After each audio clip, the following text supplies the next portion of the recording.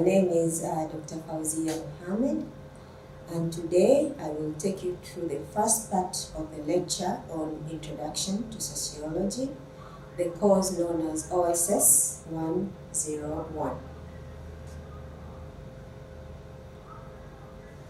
Now, in this part one of our OSS 101 lecture, we shall look at the meaning and the nature of sociology. And how this section has been organized, we shall start with the introduction, and then we'll move on to define what sociology is, to be followed by the origin of sociology, in the sense that we want to know where sociology as a discipline came from. And then we shall look at the scope and some of the concerns that make sociology to be important discipline for people who want to understand the program. And then finally, we shall look at the summary of our lecture or our discussion for today. Now, by the end of this lecture, we expect learners to have learned some of the following objectives. This include, you will have learned or you will have known what the term sociology means, meaning you can define what sociology is. You will also understand how sociology emerged and developed. And you will also understand the basic concerns of sociology and also appreciate the personal as well as professional benefits of learning sociology as a discipline. Personal, we mean as a person, and sociology is all about learning about the individual, about the society. So from a personal perspective, you will know how to interact, how to relate with other people in the society, in small groups, or even in big organizations. And from a professional point of view, you will learn some of the professional interactions that you will see happening here and there, and you will be able to understand and make sense of what is happening, or to try and understand things that are happening around you. Now, let's begin with the introduction. What is sociology? Now, the term sociology was first used by a French scientist by the name of Auguste Comte. And Auguste Comte lived between 1798 and 1857. Sociology is a combination of two words. The first part, socius, is coming from, originates from Latin, which means society, or if you like, associations. Some other people say maybe it could be togetherness or even companionship. And the second word, logos, originates from Greek, whereby the word logos was taken to mean about or a word. So if you combine logos and socius, there emerged the term sociology, which is taken to be considered as a social science that is simply or can simply be defined as the science or the study of understanding the society and culture. So that is all about simply defining what sociology is all about.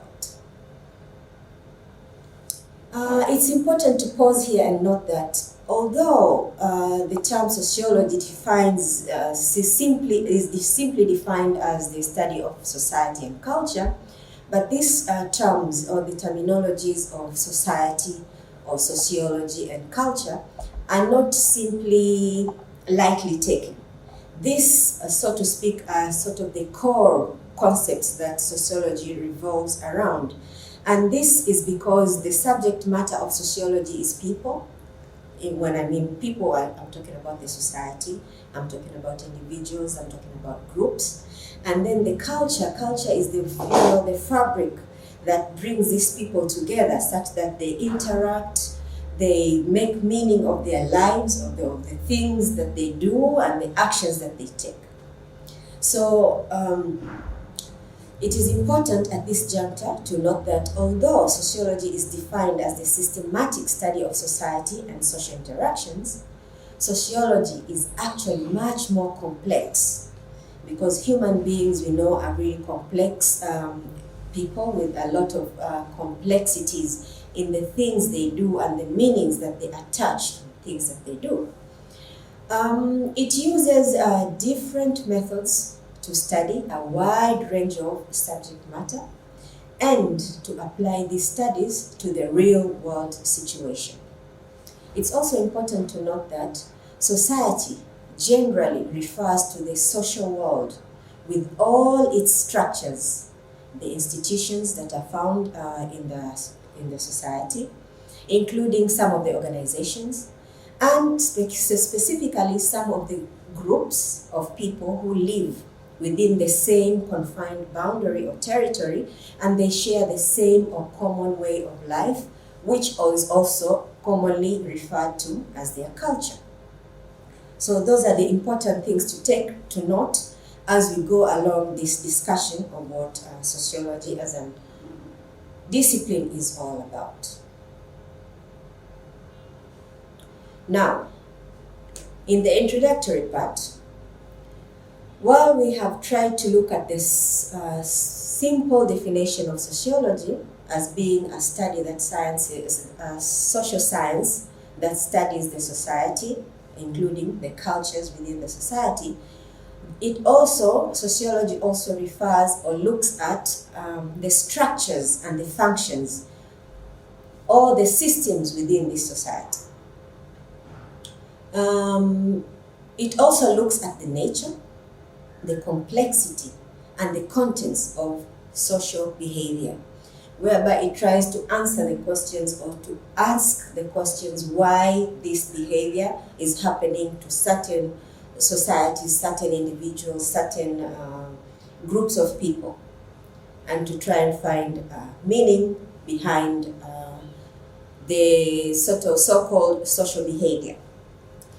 Sociology is also looks at the fundamentals of human social life. It looks at the fundamentals of social human life. In this sense, it means that it looks at the interactions of human beings. When we talk about interactions, we mean when people are coming together in a group, say in people commuting to work. These people are all coming together as a group of people who commute to and from work. And maybe in that commuting, there are certain social behaviors or certain attributes or certain meanings that they attach towards that entity or that interaction when they're interacting with other people within the whatever means of transport they would be using.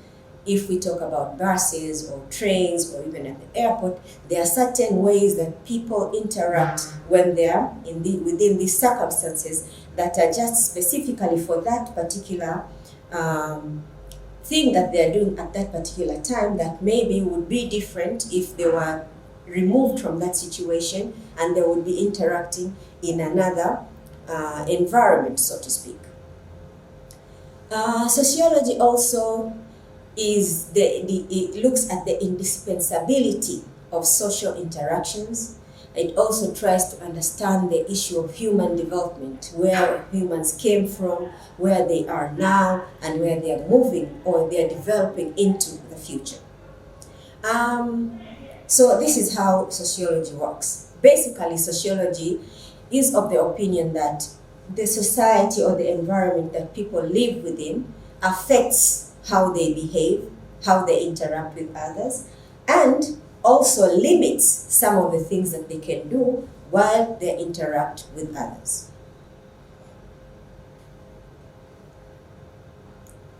So there are various definitions of sociology, and we looked at some of the simple definitions of sociology, but some of the interesting Maxon Hess and Stein, 1990, he has a definition of sociology that I think captures most of the essence or most of the things that sociology really takes into account as important entities. So according to Maxon Hess, sociology can be defined using 4 important attributes. The first of which, it is the systematic study of human behavior. We've already looked at human behavior as an important component of sociology, or of understanding the concept and the profession of sociology. The second item is that sociology is the groups to which one belongs. You would find that as a single person, for example, one belongs to different groups. For example, one is someone's child, so that person belongs to a family. Yet, that person could be either a footballer, so they belong to the group of footballers, but the same person could be going to church or mosque, so they belong to a certain group of churchgoers or youth, of a youth group, and the same person maybe lives within a certain locality, they belong to a certain group of neighborhood committees, and so on and so forth. So this is another important level or important aspect of an understanding sociology. And the third aspect, he says that, and the societies that human beings create. So within these groups, there are societies that human beings create. And fourth, it is not only do they create these societies, but they also live within these societies, and they create meanings, and their lives unfold within these societies. So these four aspects of human behavior, of groups, of the societies that they create or they live within, and the lives that unfolds within these societies are all the fabric that makes up sociology. And I think this definition is particularly important because it looks at those important four aspects where, if you want to really think from a sociological perspective, then if you look at these four attributes, then you will have touched most of the core and important aspects of sociology. Another sociologist by the name of Howard Becker defined sociology as the study of people doing things together. Remember earlier we said that there's a lot of sociology is interested in the interaction between people, either as individuals or sometimes as groups, and how these groups relate to each other, how they do things together. And we also gave an example of how these people would do something different in a different setting as opposed to a different setting, just depending on the kinds of people that they are together with and what they are doing at that particular point in time. Now, it has been said that sociology is a social science. And being a social science, it is a social science that somehow encompasses or revolves around all other social sciences, including, or it also borrows from some of these social sciences, including economics, whereby you'll find certain, as we move along in learning this course, we shall see that some aspects of economics are coming in as being important deciding factors towards understanding sociology, towards understanding society, and towards understanding the development. Also, psychology.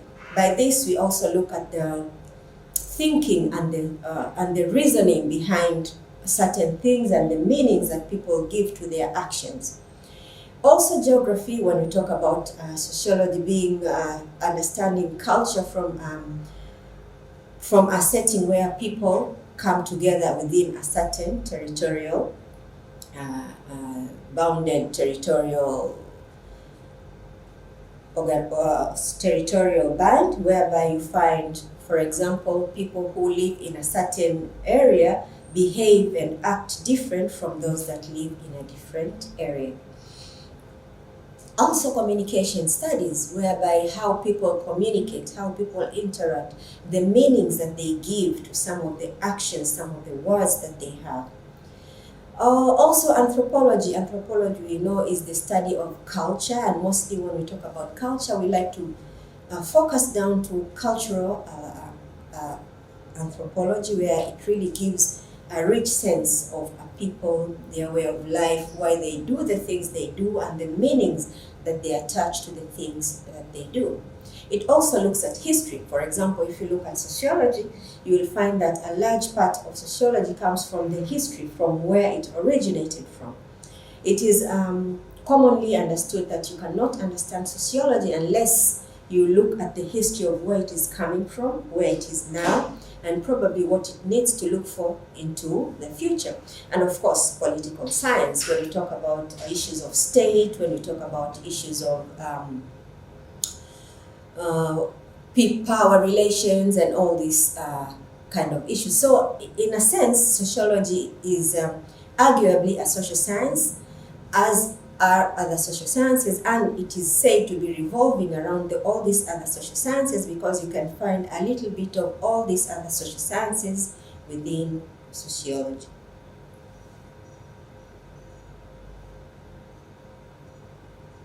Now, where did sociology originate from?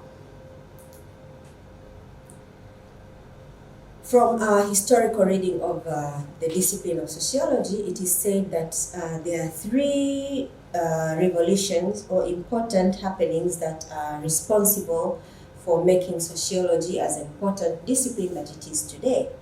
And these include this scientific revolution of the 16th century, whereby people are now moving from accepting the ecological perspective as being the truth, and they were being encouraged to look for evidence to substantiate some of the theories that were coming up. People were learning more, people were getting more exposed to different things, and science was questioning most of the things that could not, that were previously taken for granted. So this kind of thinking of the scientific revolution that asked people, or needed people to look for evidence to substantiate the theories that they had, lay a foundation towards the origin of sociology as we know it today. Secondly was the democratic revolution, or some people like to say the Enlightenment Period. Within this Enlightenment Period, it is said that people were encouraged to bring about change, or to do things that could bring about change to their society.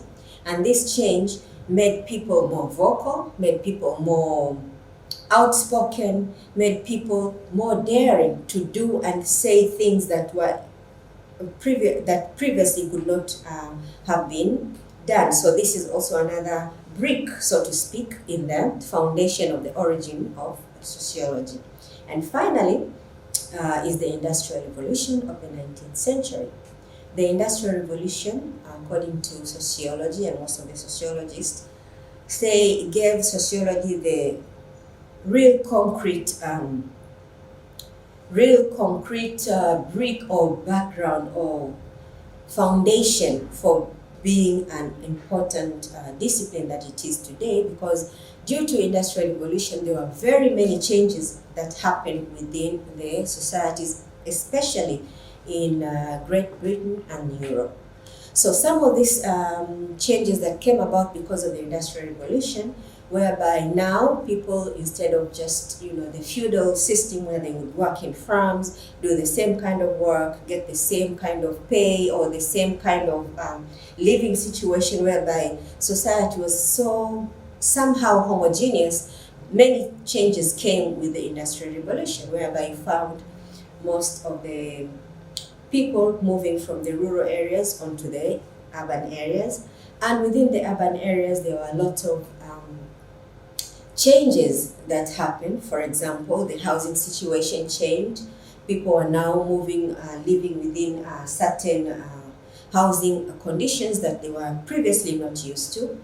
And moving into the industries now, this is also the time where there was also division of labor, whereby people started working in the industries, in the factories as skilled laborers. They could not now make their own food, so they had to depend on other people to bring about their food, and they lived in really poor situations and circumstances, if you again go back and read about the history. So the effects of all these things that happened as a result of the Industrial Revolution, including poverty, including health issues, including living conditions, including food shortages. All this lay a foundation for people to now react or to act differently given the circumstances. Remember, we said that sociology is important to look at the environment, and the environment sometimes also makes people to act in the way that they do. So the effects of the Industrial Revolution, together with the democratic and scientific revolution, all combined lay a basis of or a foundation for the origination of sociology as a subject that came first to understand what was happening, to try to explain the changes that were happening, as well as to try and bring solutions to the problems that people were encountering at the time. So, as I earlier said, sociology originated in the 19th century in Great Britain and Western Europe as an effect of the Industrial Revolution, which began in Britain, including the French Revolution of 1789, of course, and the Enlightenment Period, during which there were a lot of advances in both natural sciences as well as technology. And the pioneering sociologists, or the founding fathers, so to speak, were concerned about these great changes that were taking place, and they felt that the existing sciences were not in a position to help people understand what was happening or even explain why it was happening, and to analyze and to interpret the fundamental laws that were governing these new changes within the society or the social fabric.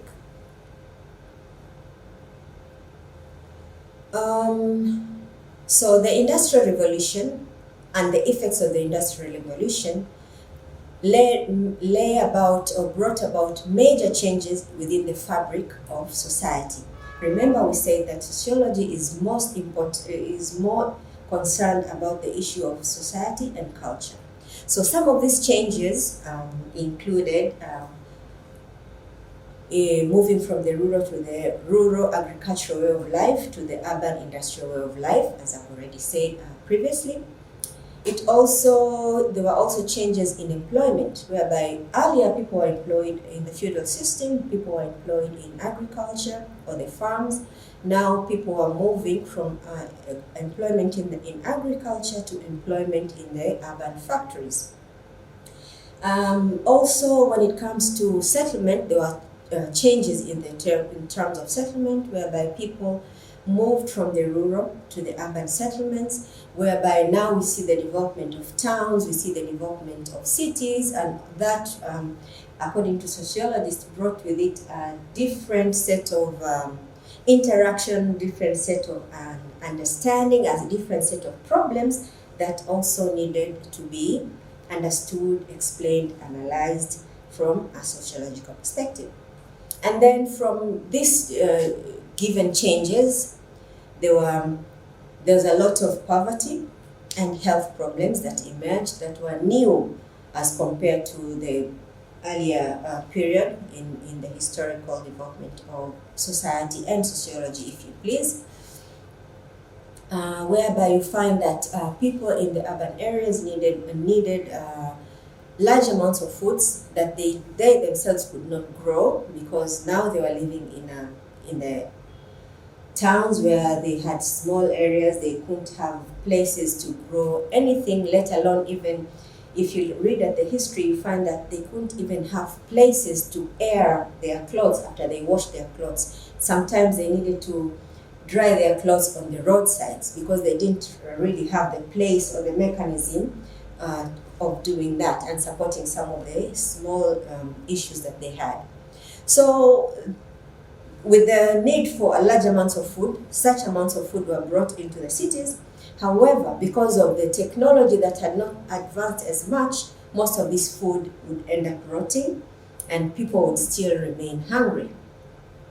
And again, when people are hungry, sometimes they tend to act and behave in ways that they normally wouldn't. So this is also brought about a lot of rife within the people. They started to riot. They started to, do things that normally they would not do. And with all this rotting food within their vicinities, it also brought about health problems. It also brought about rodents, including rats and things like that. And this also brought about an initiation of different diseases that were not, people did not suffer from earlier to the Industrial Revolution.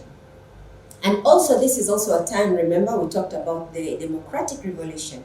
So this is also a time where there was a differentiation between the ruling class and the ruled, between those that looked like they controlled the industries, they were the ones who had the resources and the means of production, as compared to those that were just laborers and workers. So there was this class development of classes.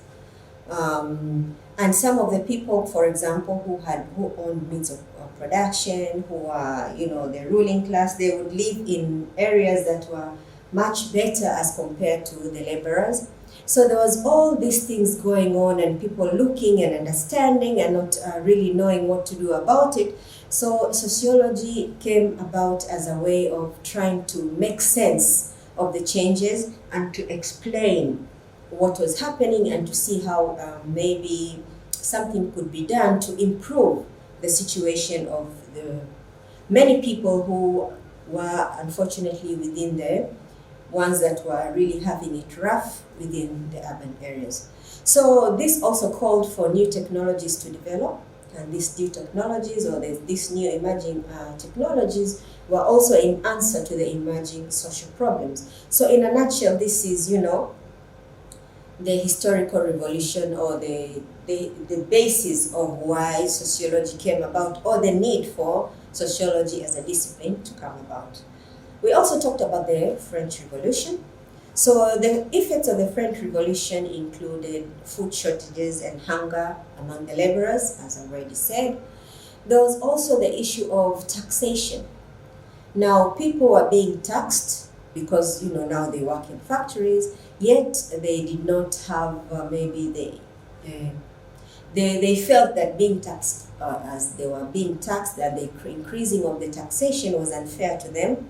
So they also, again, the grudges that occurred due to these issues of taxation brought about issues of them rioting, trying to destroy some of the documentation, so to speak, that would show how much someone owes and things like that. And all these revolutions led to a different thinking, a different way of doing things, and people being more confident in themselves and seeing that now they can do things differently. Then there was obviously the working class that revolted because now they felt that their working conditions needed to be improved. They had new forms of beliefs due to what was happening and how much they were learning and what they were getting exposed to. So all these things led them to question the traditional way of thought or the traditional way of doing things. And then it's also stressed a power of reason to create knowledge to improve their poor living conditions. And all of these issues characterize the belief that people can now understand and control the universe or the society or their environment by means and by reason.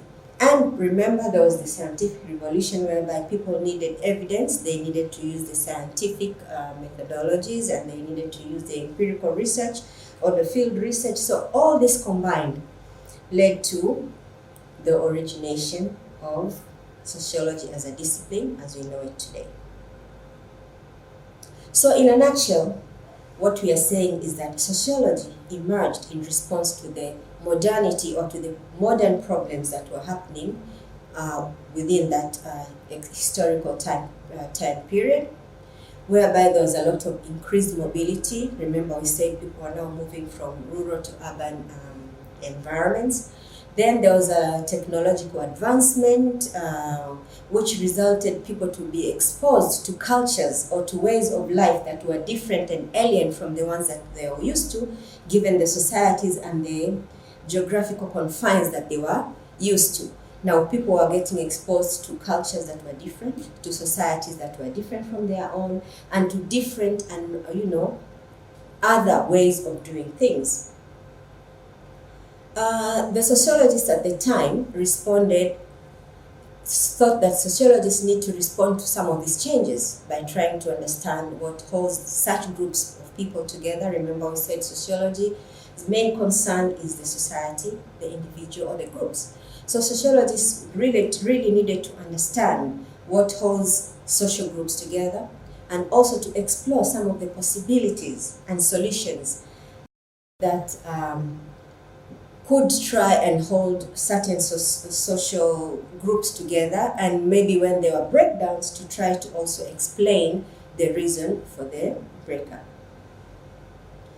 Early sociologists of this time, they studied using the scientific method, or empiricism if you like, and this led to very, so to speak, scientific methodology that was called Positivism, which looked at sociology or society from the real or natural sciences approach.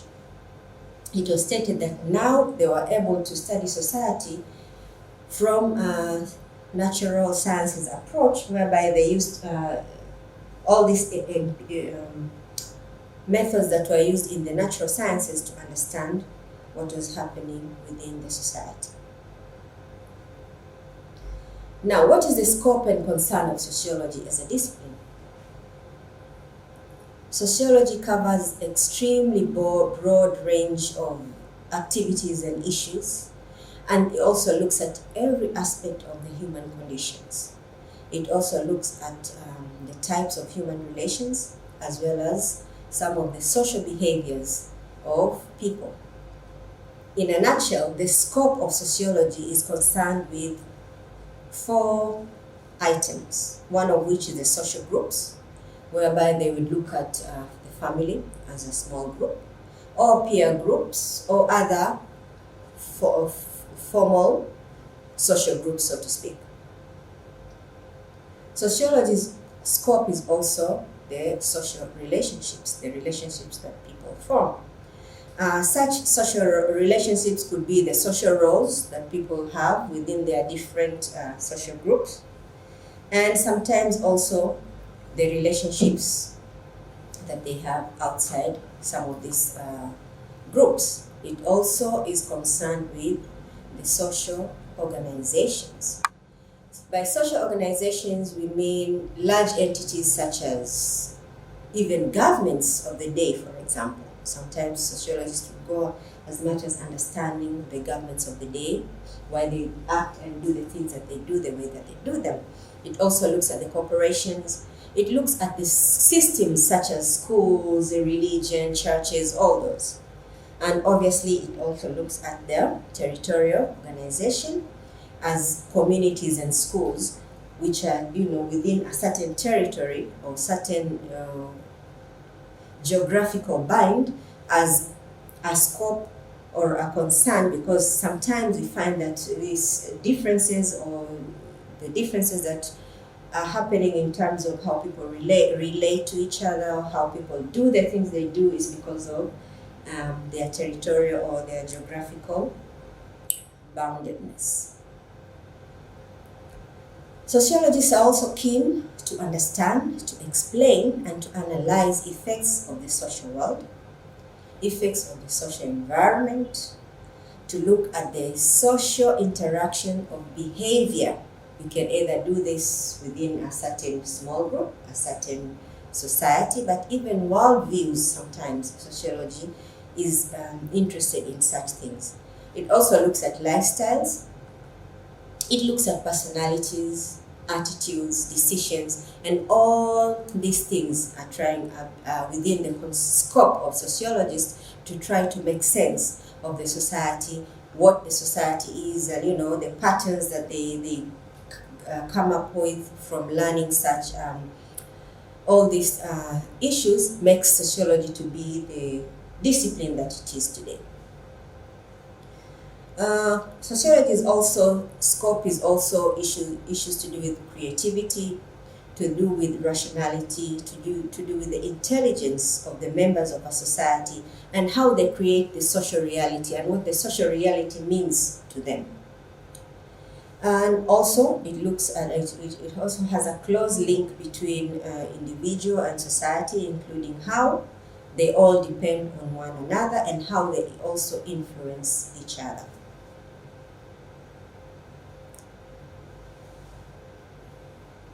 So sociologists, as we have said, are curious about first their own behavior, but also the behavior of others. And they would ask questions such as, why do we act the way we do? And this is a big question from a sociological point of view, whereby you have to really go back and look and try to understand many things before you can come up with some sort of explanations towards why we do the things we do. Do we do the things we do because we have been told that is how they are supposed to be done? Because we learned it from somewhere? Because we are trying to emulate and copy others? There are so many scenarios that can come from just this one question. Also, sociologists are curious about how are we the same as others? For example, when you talk about developed and underdeveloped countries, are they the same? Are they different? Well, if they are the same, what is this thing that makes them the same? If they are different, what is it that makes them different?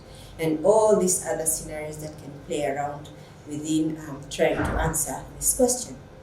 And then maybe if we are different, we try to look at these differences. How are we different? What makes us different? Is it A? Is it B? Is it C?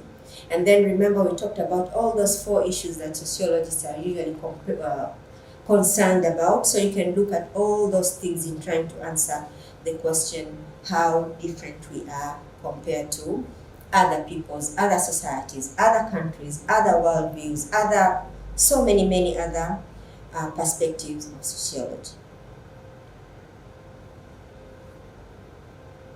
Some of other questions that sociologists would also be interested in ask would be, for example, if they look at the trends of certain areas, either at a territorial geographical area or a certain social status, social group, they would ask questions like, why divorce rates are higher among the less educated as compared maybe to other members, other societies, other groups, or others that they can form into a certain group that has something that holds them together.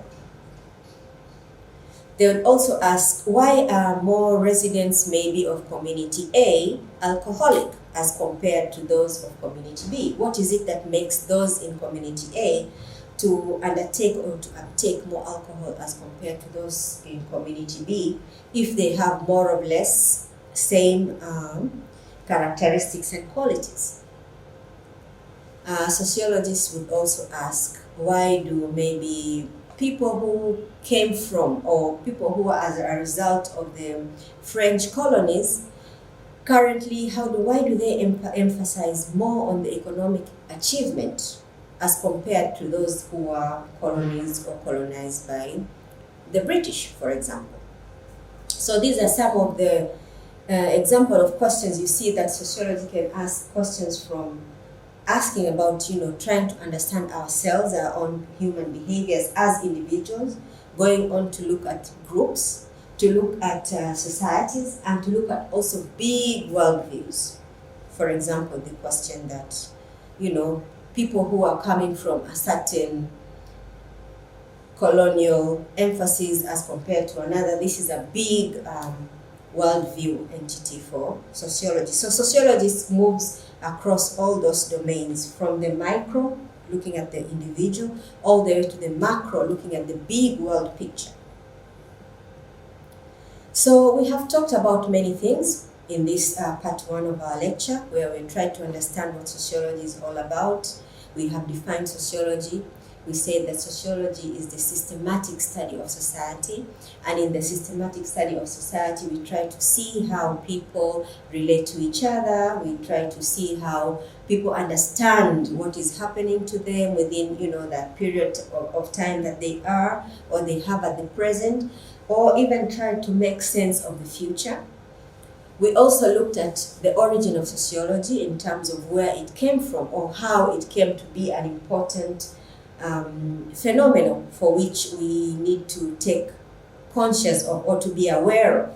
So we also looked at the three revolutions, if you remember, the scientific revolution, the French Revolution, and the Industrial Revolution, and we said what it is about these revolutions that brought about this different or this new way of thinking and doing things that brought about people who now would stand and say that I am a sociologist, or look at things that they would say this is what constitutes sociology, because they looked at things from, as they say, a scientific way of studying society. Is not just about looking at what is happening and interpreting them, unless you have put the what it is you're looking at through the scientific ruler, so to speak, and then it gives you a certain sort of perspective or way of looking or explaining the society, if you will. We also looked at how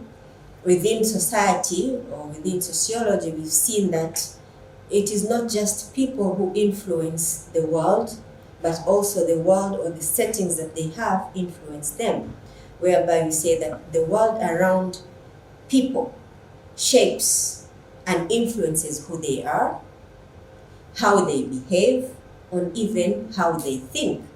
And not only influences, but also we discussed that it also may be a limiting factor, because sometimes people do things the way that they do them because they don't know any different. But it doesn't mean that there are no different ways of doing the same thing. So we see that it works both ways. It influences who we are, how we think, how we behave, but also limits us in terms of sometimes how we can understand, do, and act and adapt to certain situations the same way. And we also said that sociology is the systematic study of the human society. And within the human society, we talked about many social interactions or interactions within many levels. And we also say that sociology is based on the idea that the relationships that people have with others creates opportunities for them to think and to act, but it also sets limits on how they can think and how they act and how they behave, and all these things make the fabric of what is known as sociology. So, for the next lesson, we shall look at some of the theories and theorists that lay the foundation for sociology as a discipline that we know it today. And we shall also look at how sociology can help us come to understand the social world, including society and the cultures within it. With that said, I thank you very much for your attention today. Thank you.